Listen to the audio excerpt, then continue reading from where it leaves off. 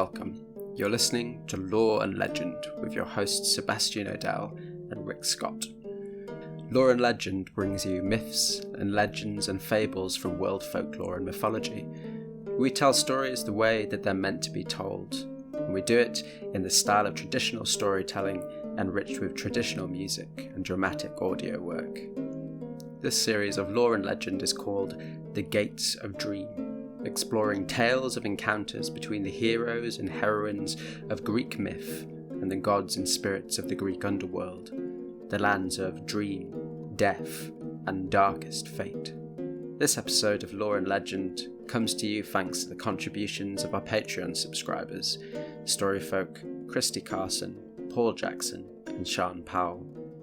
Thanks to all of you for your generosity and your enthusiasm for our stories. Please consider joining Christy, Paul, and Sean in supporting the podcast by becoming a patron. For more details, visit our website and click Support Us. In this first episode, we hear the tale of a young man who was fated to fall in love with the ancient god of the moon. From storyteller Rick Scott, and featuring the music of Michael Levy, Seikilo, and Caleb Henessey, this is The Dream of Endymion.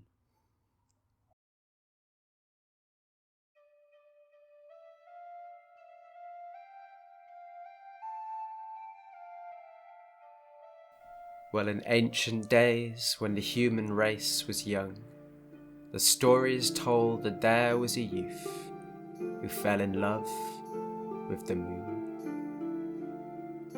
The moon was called Selene, and Selene was the sibling of Helios, and the child of the old gods Hyperion and Fair. And every night Selene bathed in the silver waters of the ocean before donning their bright cloak, mounting their chariot, and driving their two strong-necked and full-maned horses up into the sky. And then running at full speed, the beams from their crown would strongly wax and wane as they ran their course across the sky, and they carried with them a sweet-sounding horn and a white burning torch. And with their benevolent eyes they gazed on all the fields of the night, knowing the courses of folk and beasts, and brightening their way by the virtue of their rays.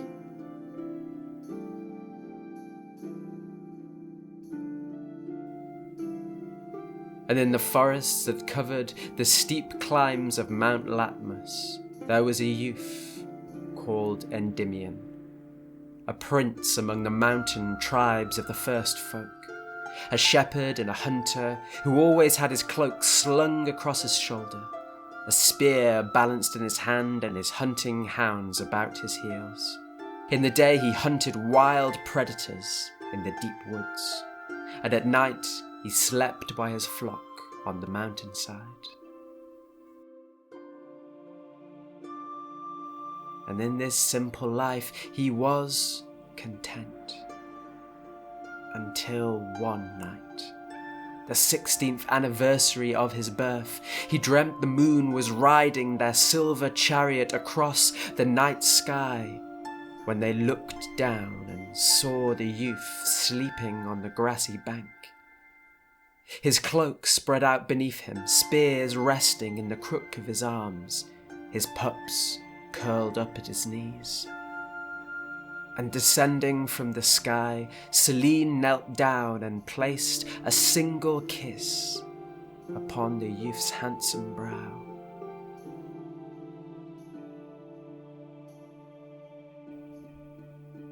When Endymion awoke, his heart ached, and he could think of nothing else except that kiss.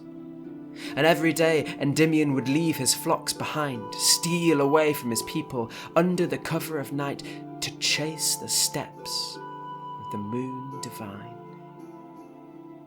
And he studied the moon to learn their secrets and their courses, to know their blessings and their wisdom.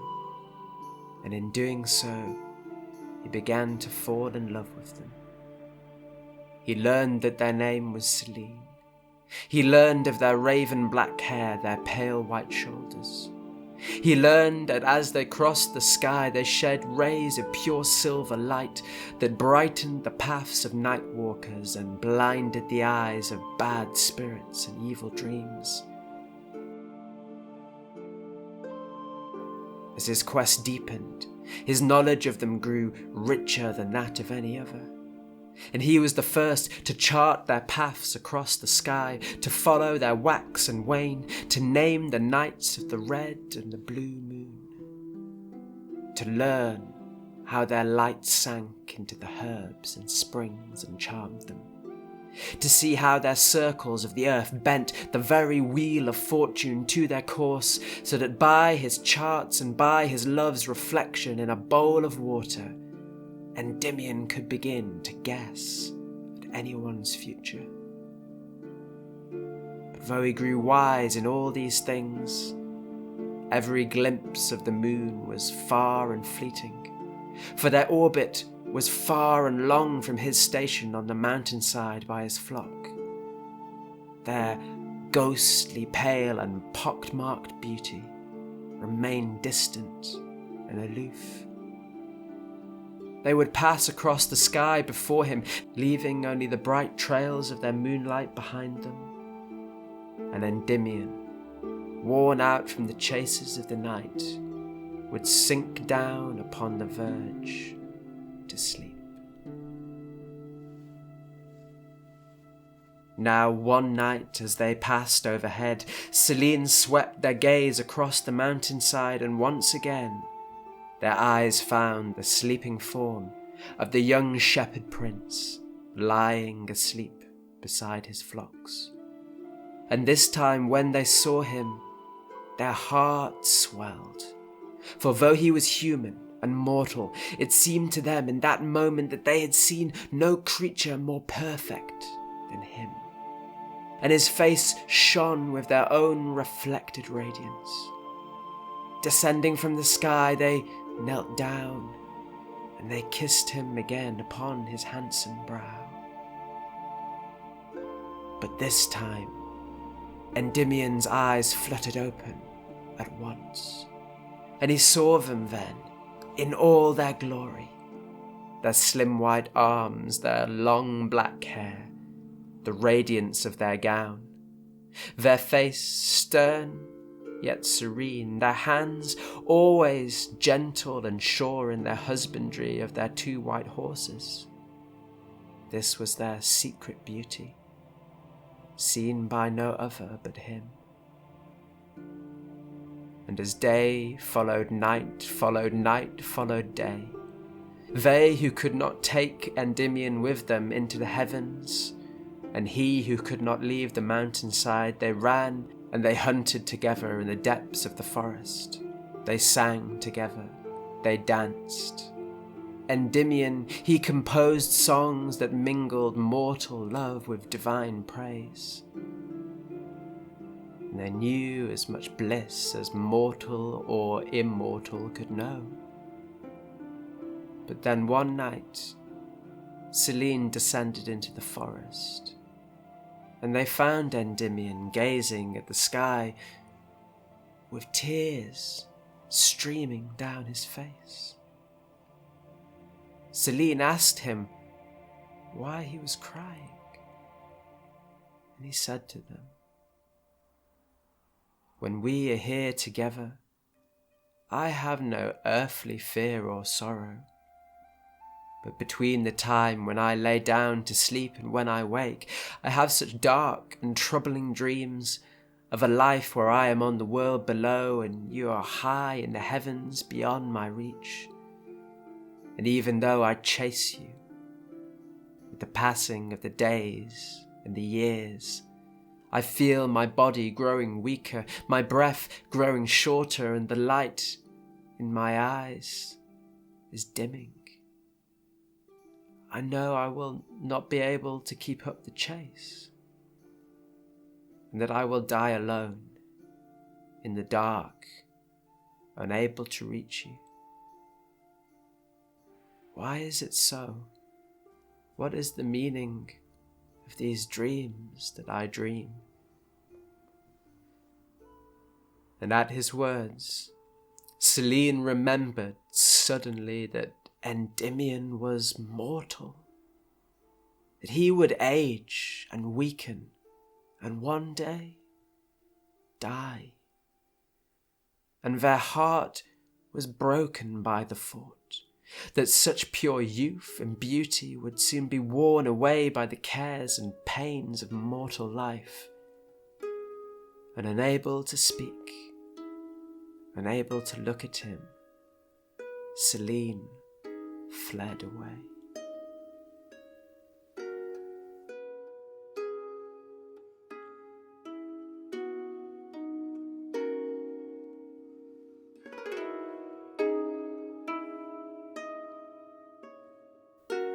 And they did not return the following night, or the next, or the next. And whichever world he woke in, Endymion's bed was empty. And he rose to search for Selene, in this one and in the next. But always at last he would surrender to despair, sink down to his bed, and wait for the next nightmare to begin.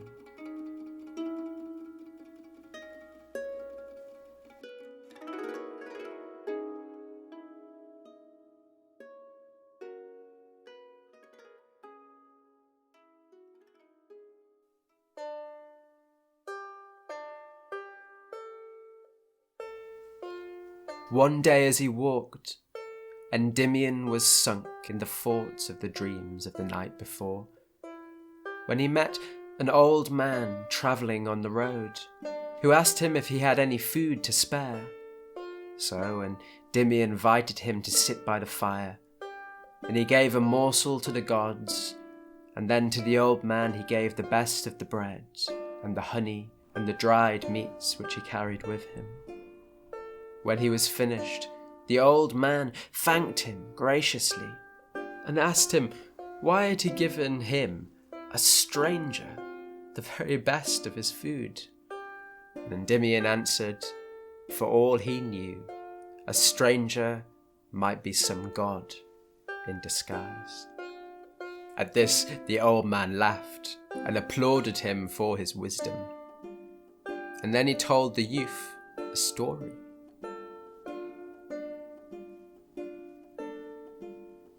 "Did you know," he said, "that the human race has been made and unmade 5 times? It is true, there have been 5 ages of humanity, and in each one their state has gotten worse than the last. You see, in the beginning, humans and gods, they mingled together almost as equals. When the gods on Olympus had won their war against the Titans, they took thick clay and flowing water, and they made the shape of all living things that now fill this earth. There were 2 Titans who served the gods because they had betrayed their own kind to Zeus in the war. There was Prometheus, who had shown the king of heaven the way to the prison of the Cyclopes, those crafty creatures who forged his great thunderbolts out of gratitude. And there was his brother, Epiphanius. Now, as part of the Titans' new duties, the gods instructed Prometheus and his brother to divide up all of the gifts of the gods of divinity between the different creatures that the gods had made from the clay. Well, Prometheus hung back to consider. But his brother Epiphanius did not wait. With reckless enthusiasm he began to bestow all of the gifts of the gods on these creatures. Wings and feathers to the beasts of the air, scales and flippers to the beasts of the sea, claws and fur to the beasts of the land. But there was one creature whom he left naked and unprepared. The human. Maybe it was out of resentment, because they had something of the image of the gods themselves. They had eyes to see, but there was no light of understanding in them, and so they did not build houses, but they crawled into dark caves below the ground, and they dwelt like ants in the earth. They wandered around the earth in confusion like the shapes of dreams do, and when Prometheus saw the humans, so like in appearance to the gods and the Titans, yet almost as wretched as his chained brothers and sisters in Tartarus, Prometheus was moved to pity, and he went straight away to the forge of the divine smith, Hesphatius, and took from it a brand, a flame of the heavenly fire, and he took the fire and he blew it in through the human's eyes, where it ignited his heart and his spirit, and the light of understanding began to glow in the coal of his eyes.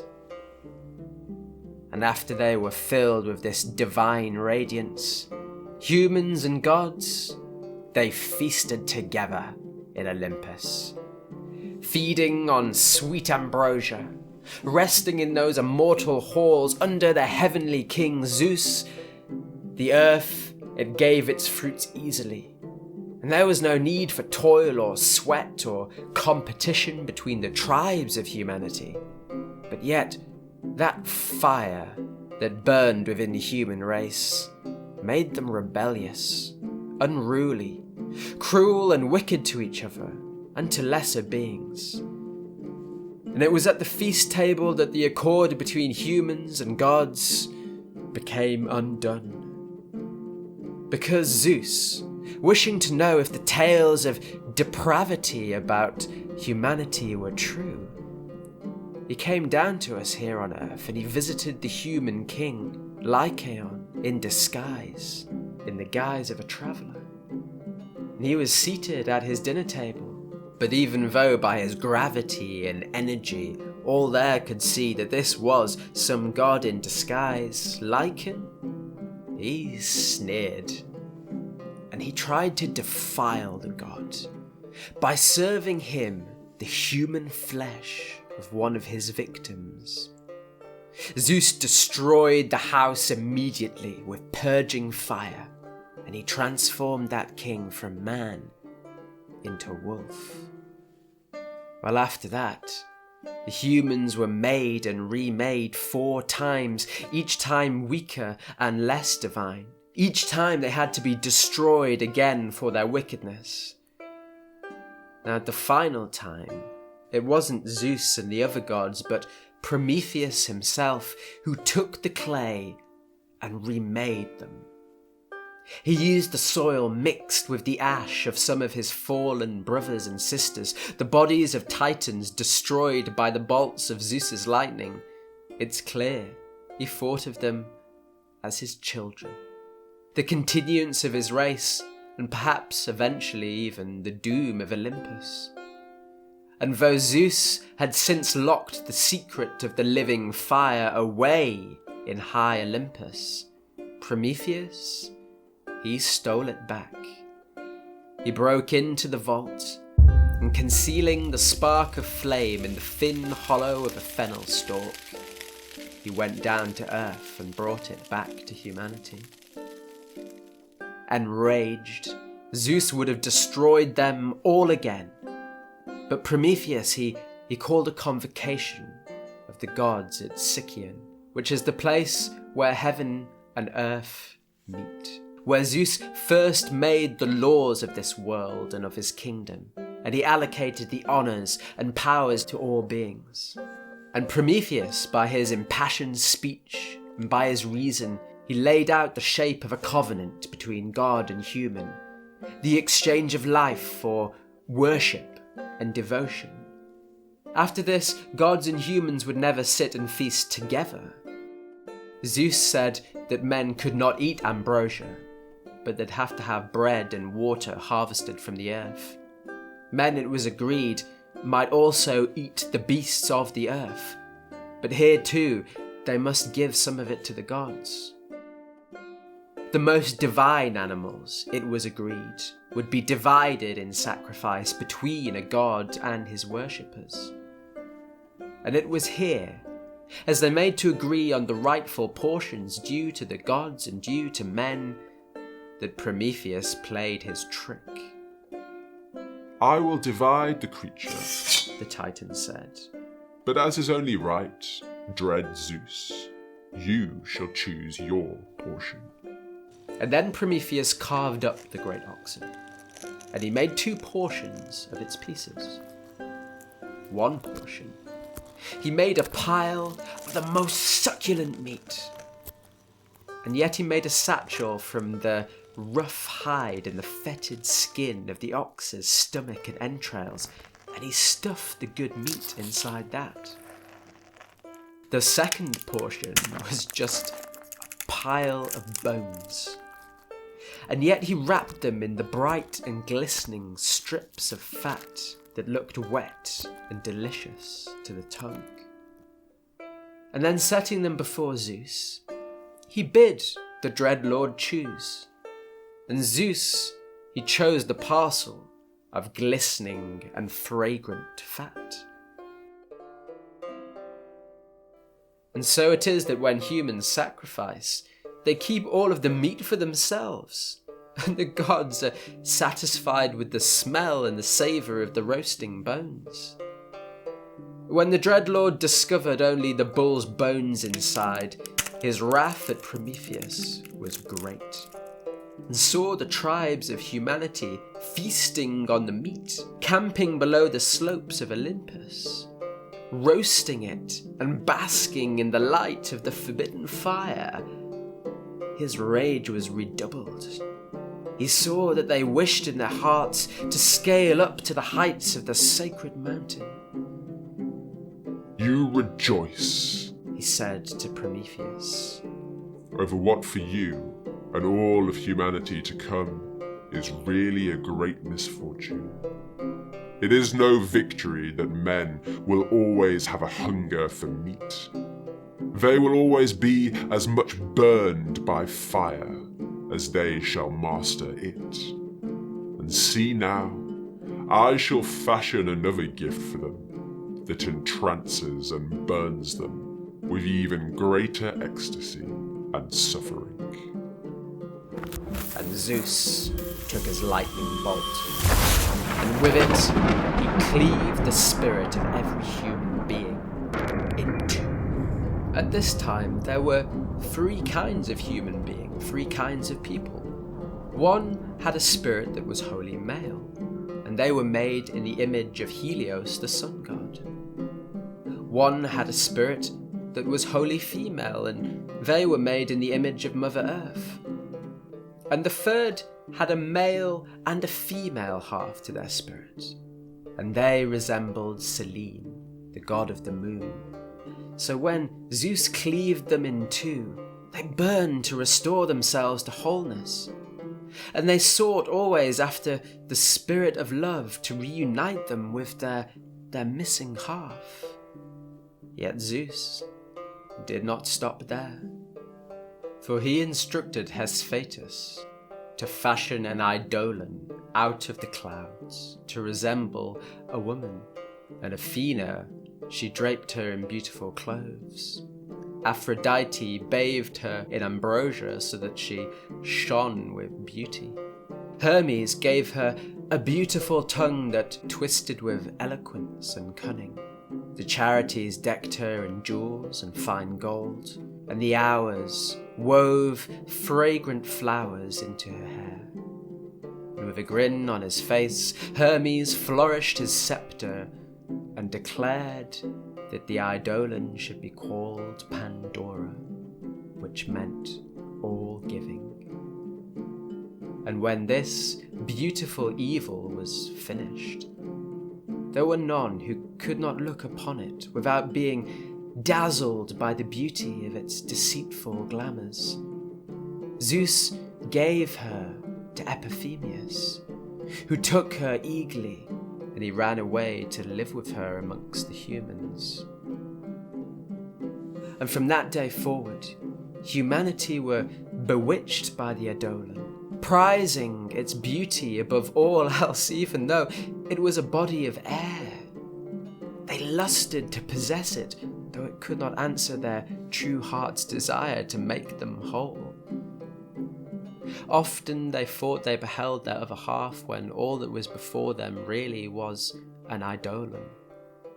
And so some say that Helen was never actually in Troy, but that Paris abducted an eidolon, and the war of the Greeks was fought over a body of smoke. Not only this, but Zeus filled a vase with curses and gave it to Pandora, and he warned Epiphemius not to let her open it.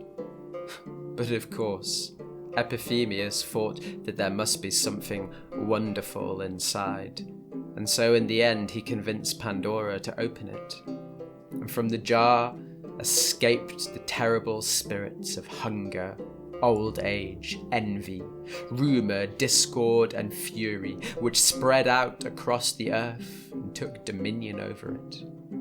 And from that day forward, humanity was forced to sow the earth with sweat before it brought forth food. And from the jar too came all the cursed spirits of fear and sickness that inhabit the unhappy earth, and who visit you with the fears and the terrors that plague you in your beds at night. Only one thing was left locked underneath the rim of that fateful jar: blind hope. It was another gift that had been hidden there by Prometheus. By the fragile light of that hope, he taught you how to plough, how to sow, how to reap, how to build, how to cross the wide back of the ocean, how to sing, how to write, how to tell stories, how to dig metal from the earth and forge it anew, how to read the signs of the gods, and how to interpret your dreams. And so you see, Endymion, all of this, all of your love, all of your dreams, it can be laid at the feet of Prometheus. All of this you learned by the light of his fire, but it is only really because of his theft of it that you have need of it at all. And every blessing that he gained for you was also a curse. It is on his account that your heart burns with this fire for what is missing, is looking always toward divine beauty so far above your reach, are filled with a hunger that can never be satisfied. It is on his account that humanity is suffered always to dream. For it is not possible to escape the mind of Zeus. But you, young Endymion, the old traveller said, what is it that you dream of? What is your deepest desire? And Endymion sighed, and he answered that he desired nothing more in the world than to be always in the arms of his love, or else that he might be drowned in sleep forever. And he thanked the old man for his story, and they continued to converse of things mortal and divine long into the evening. But as the day's shadow grew, Endymion found his gaze drawn toward the moonless sky, and troubled as he was, he did not see, as the sun's rays crept beneath the horizon, how the old man in a moment became light and bodiless to the eye, dissolved into the air. And when Endymion turned back, there was only the cloak's empty folds, like the shed skin of a snake.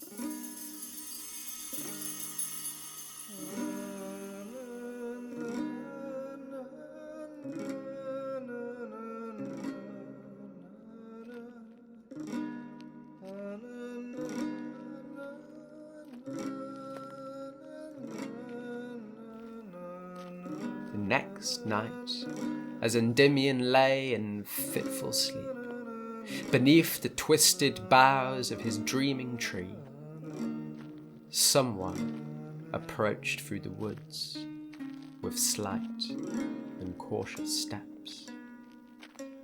They paused and watched the rise and fall of his chest, the gentle sobbing of his breath. And then a pair of hands slipped beneath him and lifted the sleeping Endymion into the air. With effortless strength, Selene carried him across the mountain's brow to a place where the rock opened into a secret crevice.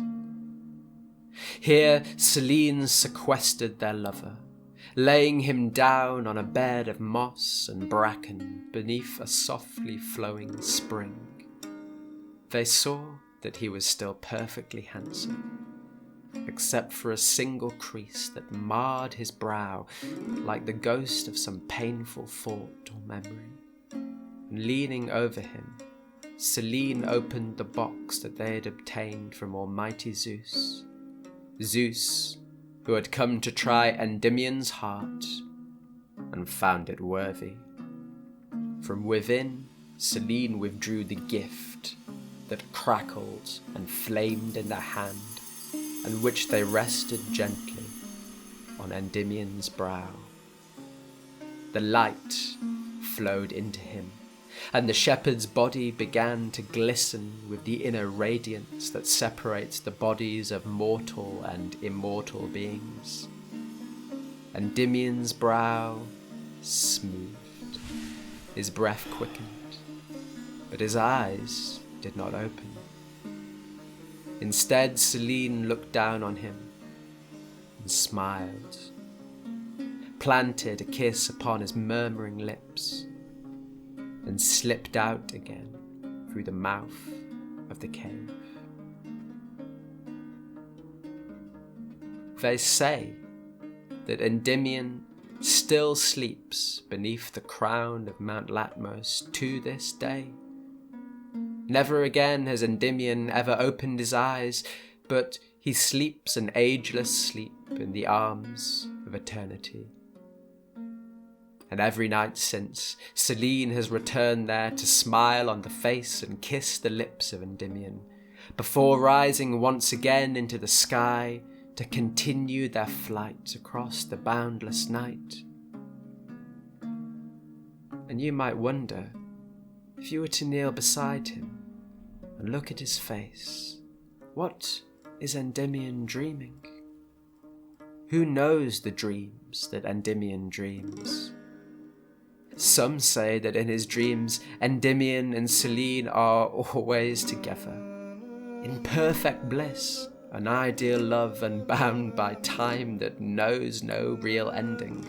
Others say that though Selene gazes on his face, in his dreams, Endymion is always alone, they are always absent, and he is always searching for them. Or, they say, that as Endymion sleeps, he dreams the dreams of all humanity, dreaming the world from beginning to end, dreaming each and every one of our lives, that he is us and we are him, all of us searching through all the world for that which our heart is missing. So perhaps this, all of this, is just part of a dream that Endymion is dreaming.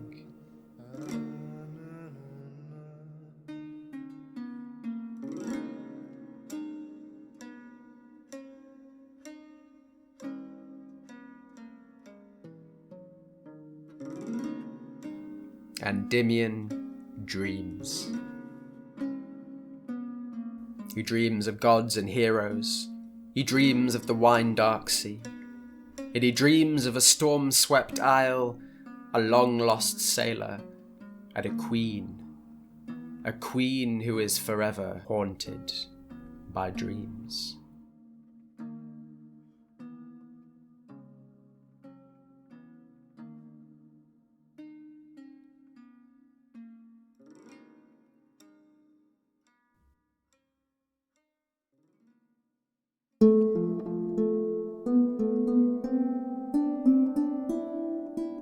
The myth of Endymion comes down to us only in fragments and allusions. As with most Greek myths, there are competing stories and traditions. These fragments say, variously, that Zeus offered Endymion anything he desired and he chose eternal sleep, that Endymion was cursed to eternal sleep by Zeus for lusting after Hera, that Selene loved him and begged Zeus to make him immortal so he would always be with them, or that instead it was Hypnos, the god of sleep, who found Endymion so beautiful he cast him into immortal sleep, but with his eyes fixed forever open so that the god might gaze into them. Some insist that Endymion and Selene were parents to 50 lunar nymphs called the Menyae, whose number was said to represent the 50 lunar months of the Olympiad, the 4 years between each Olympic Games. Whether Endymion fathered them before or after his eternal sleep began, the sources do not say. Endymion is variously described as a king, a hunter, a shepherd, an astronomer or an astrologer in ancient sources. In art and sculpture he is often depicted sleeping with a cloak, spear and hunting hounds. He was said to hail from the region of Caria, in Anatolia, within modern Turkey, where we find the mountains of Latmos, today the Beshparmak Mountains. Endymion's resting place, or tomb, was identified with a cave near the ancient town of Heraclea. The region was inhabited by the Carians before it was settled by the Ionian and Doric tribes of Greece, and Endymion's myth may have been a translation of native Carian mythology. His legend is sometimes confused with another Endymion from Olympia in southern Greece, who decided his 3 sons should run a race to decide who inherited his kingdom. One who won the race, one who stayed at home, and the third who left home angry when he lost. Selene was a Titan, one of the 2nd generation of primal gods overthrown by the Olympians in Greek mythology. Their distinctive iconography includes the bearing of a flaming torch, a silver diadem with a lunar crescent, their white robes, and a chariot drawn by white horses.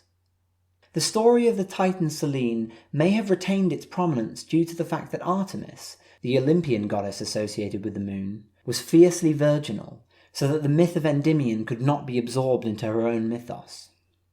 In Renaissance revivals of classic mythology, Selene was often replaced with Diana, the Roman goddess who absorbed the Greek cult of Artemis. Our telling also embraces an aspect of Selene which is sometimes lost, the idea that the moon and its divinity was sometimes conceived of as sharing both masculine and feminine characteristics. Most sources and scholarship depict Selene as a feminine deity. However, in Plato's Symposium, the character of Aristophanes the poet characterizes the sun as masculine, the earth as feminine, and the moon as both masculine and feminine. The Orphic hymns address Selene with feminine pronouns, but in Thomas Taylor's translation, she is declared female and male. Followed by the phrase, "with borrowed rays you shine." This may have been based on the idea that she reflected the light of the masculine sun. There is also a history of non-binary symbolism and performance in cultic practices related to Selene and Artemis, and the Greeks were apparently aware of an Egyptian divinity of the moon who was represented as intersex. In this telling of the tale, therefore, we have embraced a non-binary identity for Selene. Endymion's search for knowledge is iconic of one of ancient Greece's most notable legacies on Western society, the intellectual inquiry of philosophy and natural science. Interestingly, the individuals often credited as the first philosophers and scientists lived and taught in the city of Miletus, which was only a few miles from the mountains of Latmos. This episode also features the disguised figure of Zeus, retelling the story of Prometheus, his stewardship of the human race, and his battle of wits with the king of the Olympian gods.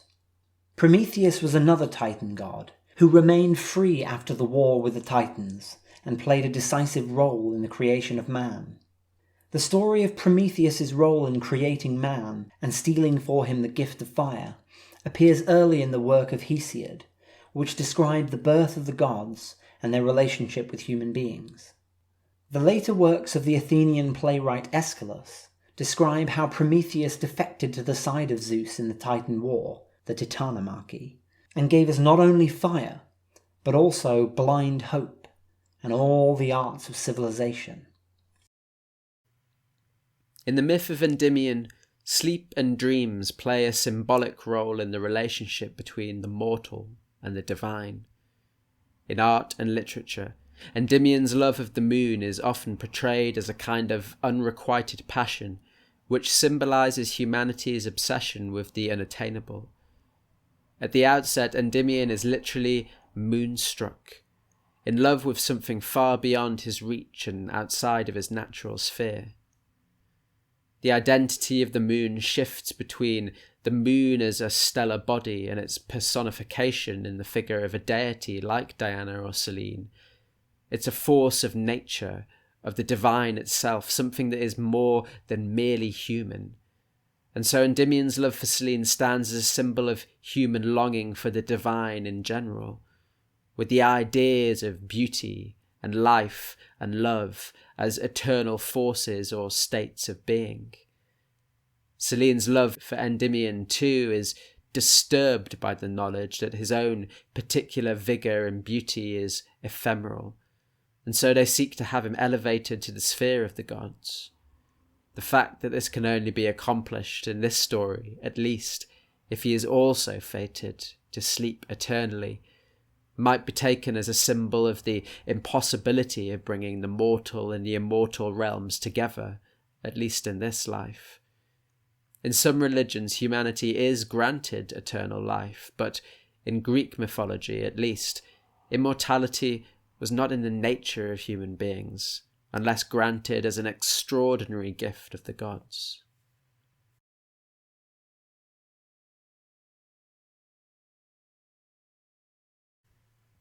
There are many other legends and folk tales about individuals who either fall in love with the moon, try to chase it, or bring it down to earth. And these traditions are probably influenced by the origins of mythemes that relate love and love sickness with the influence of the moon. Endymion's love and the observation of the moon has also given rise to the notion that he was the first astronomer or astrologer, the two not always being distinct in the past. And Selene is connected to many other mythological figures associated with the moon in mythology, as a celestial body that stood between the realms of heaven and earth, which rose and fell above and below the sky, which appeared and disappeared in distinct phases. The moon was often thought of as a transitional force, a crossing or a doorway between different realms like the heavens and the underworld. Gods linked to the moon were thus described as similarly transitional, the gods of paths, crossroads, or the underworld. And as a potential bridge for power from these realms, the moon and its gods played a significant role in the occult and witchcraft. And so, in the Greek mythos, Hecate and Circe, goddesses of witchcraft and sorcery, were strongly associated with the moon, as were sorcerers and witches in general, like Medea and the Thessalian witches. Now, the mytheme of the Endymion story is of the sleep of Endymion, but many have taken the natural step of wondering about his dreams. The poet John Keats wrote a poetic epic of Endymion, in which the shepherd searched for a beautiful and mysterious goddess whom he first glimpsed in a dream. Some paintings of the myth are titled Endymion's Dream, and Keats's story extends the metaphor of love and longing into the realm of dreams, which are another natural metaphor for the chase after things which are fantastical, fleeting, ephemeral, always out of reach. The stories of Endymion and Prometheus are combined in this tale, because they're both symbolic of the relationship between the immortal gods and mortal humanity. The battle of wits between Zeus and Prometheus pits the rebellious and cunning intelligence of the Titan, who symbolise the primal and elemental powers of nature, against the power of the new Olympian king Zeus, who symbolised the natural order, embodied in the workings of fate and civilised law and custom. Prometheus is a constant threat to Zeus, and it seems he becomes a patron to humanity partly out of sympathy for their lowly, servile condition, but also from a desire to challenge Zeus's sovereignty. In this way, Prometheus's patronage and his gift of fire, which ignites the arts and crafts of human civilization, represents the primal, aspirational spirit that is part of human nature, which can inspire us to greatness, but also to hubris. Prometheus's attempted deception of Zeus confers gifts on us, but it also inspires the god to retaliate.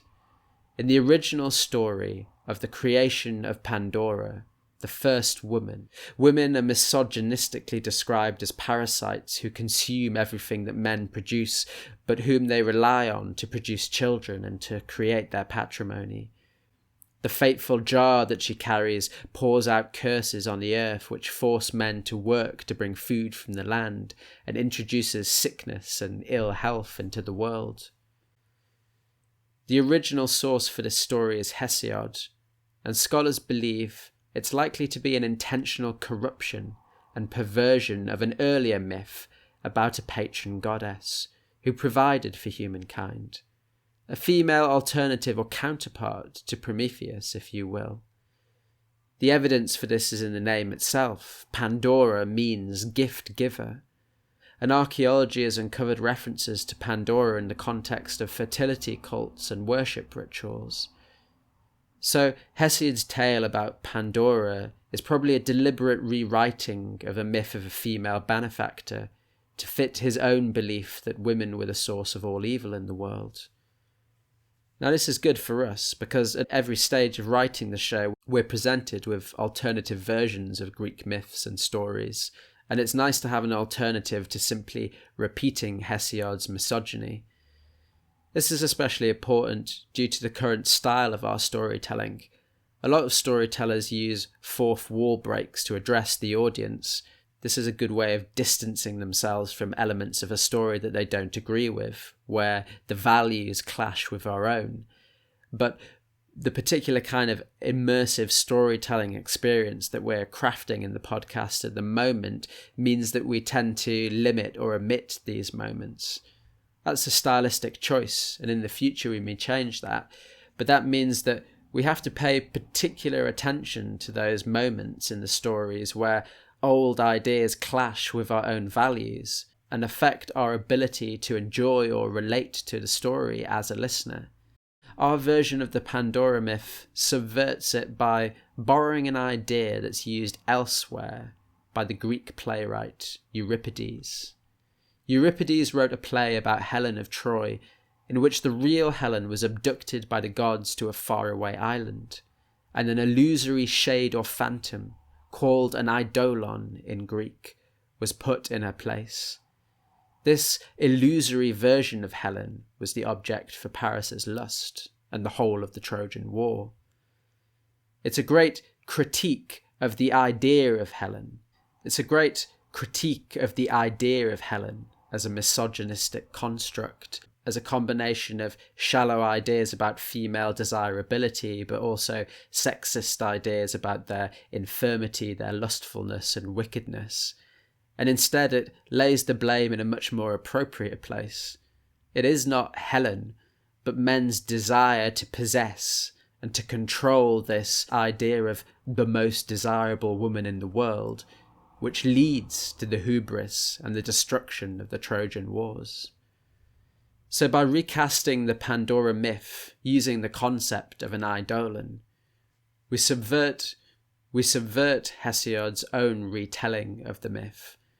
As well as recasting the Pandora myth, we looked to Plato's alternative story about the origins of love, for a story that embraced broader concepts of gender, identity, and sexuality than those found in Hesiod. Plato's Symposium is a philosophical dialogue which explores the nature of love. It's remarkable on the one hand for basing its discussion of love primarily around homosexuality, and also for including a partly comedic account of the origins of love and the concept of soulmates. You see, within the dialogue, the character of the comedian Aristophanes explains that human beings were once creatures with 8 limbs and 2 heads. Some of these hybrid creatures were made of two male halves, some of two female halves, and some were androgynous, made of a male and female half. Zeus split these creatures in two because, as so often in these myths, the human beings were hubristic and sought to climb up to Mount Olympus and challenge the gods.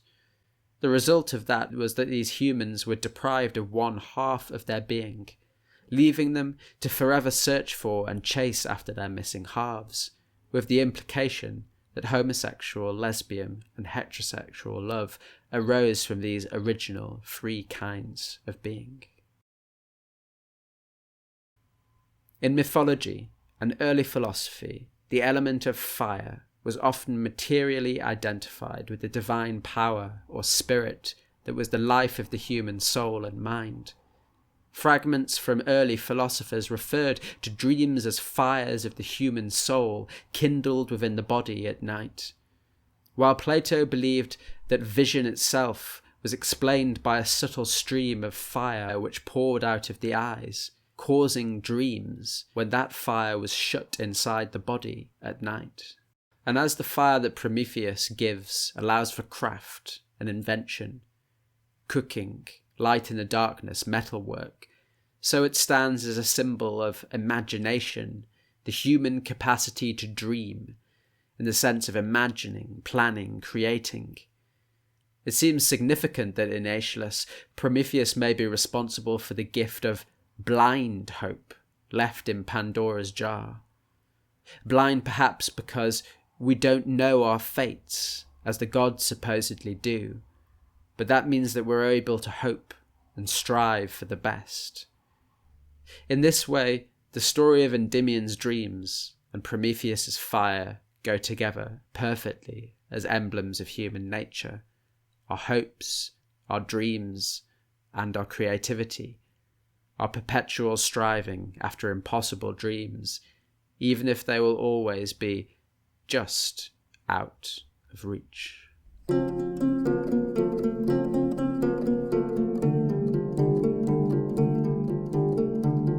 Next week, follow us to a distant, storm-swept island where a dream-haunted queen must defend her home from the ravages of pirates and thieves and save her son from an untimely death.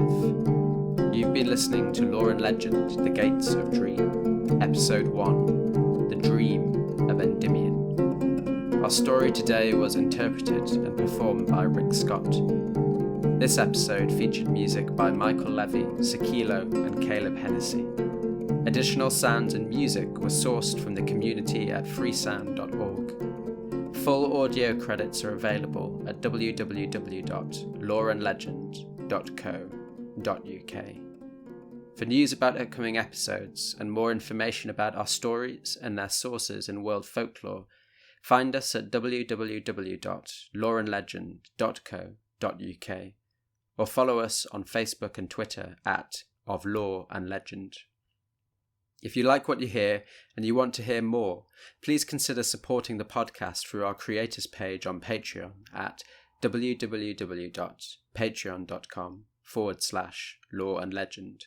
All of those links are on the website. Thank you for listening, Storyfolk.